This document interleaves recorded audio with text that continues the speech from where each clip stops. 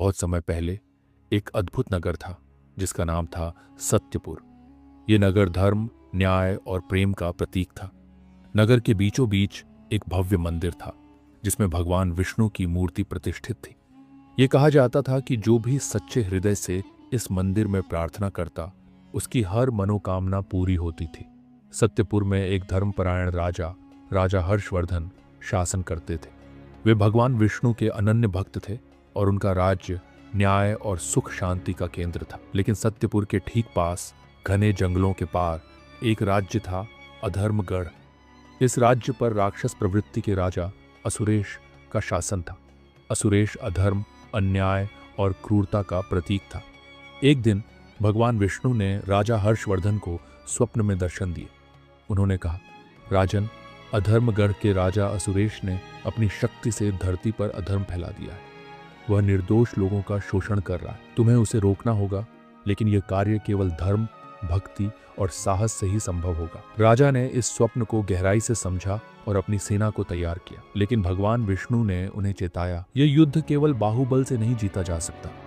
तुम्हें धर्म के मार्ग पर अडिग रहकर अपने हृदय की शक्ति का उपयोग करना होगा। अधर्मगढ़ पहुंचने से पहले राजा हर्षवर्धन ने अपने गुरुदेव से परामर्श लिया। गुरुदेव ने कहा, तुम्हारे मार्ग में कई परीक्षाएं आएंगी। ध्यान रखना, तुम्हारा हर निर्णय धर्म और न्याय पर आधारित होना चाहिए। पहली परीक्षा एक बूढ़ी महिला के रूप में आई जो राजा से भिक्षा मांगने आई। राजा ने बिना सोच विचार किए अपना राजमुकुट तक दे दिया। ये देखकर महिला ने आशीर्वाद दिया और असुरेश की सेना के खिलाफ उनकी ताकत बढ़ा दी। दूसरी परीक्षा एक घायल पक्षी के रूप में आई। राजा ने अपने सेनापति से युद्ध रोकने का आदेश दिया और पक्षी का इलाज करवाया। पक्षी असल में भगवान गरुड़ थे जो राजा की भक्ति को परखने आए थे। अधर्मगढ़ पहुंचकर राजा ने असुरेश को युद्ध के लिए ललकारा। असुरेश ने अपनी मायावी शक्तियों का उपयोग करते हुए राजा की सेना को भ्रम में डाल दिया। लेकिन राजा ने भगवान विष्णु का ध्यान किया और अपनी बुद्धि से असुरेश के हर मायाजाल को तोड़ दिया। अंततः असुरेश ने अपनी सबसे शक्तिशाली शक्ति मृत्युवाण का उपयोग किया।